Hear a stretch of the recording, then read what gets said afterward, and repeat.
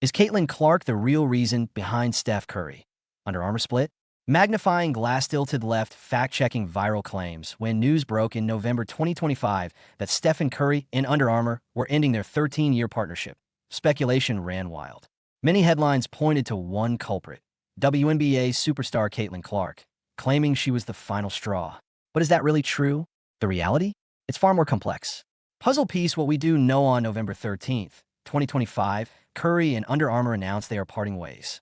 The Curry brand will continue independently with a last UA-backed shoe, Curry 13, set to release in February 2026. Under Armour emphasized that the split aligns with the company's broader restructuring plan, cutting costs, refocusing on its core apparel business, and walking back major basketball division investments.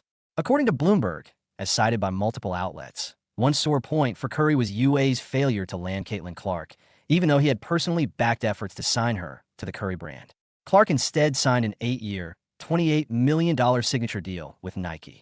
UA's offer to her reportedly was 4 years, $16 million, far lower. Sources say Curry and his team felt the failed bid was emblematic of a larger problem, what they saw as underinvestment by UA in his brand. The footgear division sales had underperformed, and Curry reportedly believed that UA was no longer willing or able to properly back his vision. Brand-wide Caitlin Clark was a factor, but not the whole story. Yes, Caitlin Clark's decision to sign with Nike instead of UA played a role. But multiple sources and insiders make clear it was one of many factors, not the sole cause. As sneaker industry analysts told Soul Retriever, the idea that Clark quitting UA equals the reason Curry left is absolutely insane. They say the claim that Clark was the only reason emerged primarily from sensationalized headlines, not original reporting. In public statements, both UA and Curry framed the split as a mutual decision driven by broader business realities, not just the Clark negotiation. UA executives emphasized the need to streamline their core brand. Curry stressed his desire for more creative and financial freedom. Behind the scenes, UA's basketball division had struggled, declining sales, shrinking consumer demand, and a shaky market environment for performance sneakers. Industry insiders see the split as a restructuring move, not a personal vendetta. In short, the failed Clark signing may have magnified existing frustration, but it wasn't the breaking point on its own. Chart decreasing bigger picture, why the split makes business sense under Armour's strategy shift. With poor sales and shrinking demand for basketball gear, UA opted to cut costs and refocus on its core lines, apparel, general athletic wear, and less on expensive athlete sponsorship deals. Curry's brand aspirations. Since launching Curry brand in 2020, Curry has grown into more than just a star athlete.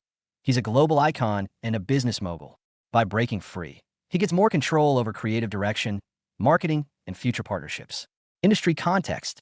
Experts like Sonny Vaccaro, legendary sneaker business insiders, argue that Curry should have left UA years ago, given the brand's downward trajectory. Memo the verdict. Caitlin Clark played a role, but let's not miss the forest for the trees. Caitlin Clark's decision to sign with Nike was a significant symbol for Steph Curry, a moment that underscored what he believed was Under Armour's faltering commitment. But it was not the sole reason he parted ways with UA. The breakup was the result of a bigger, more strategic business shift, one that included underinvestment, declining sales, restructuring, and Curry's ambition for autonomy. If you see headlines claiming Caitlin Clark ended Steph Curry's Under Armour deal, know this: it's a simplified, clickbait version of a far more complicated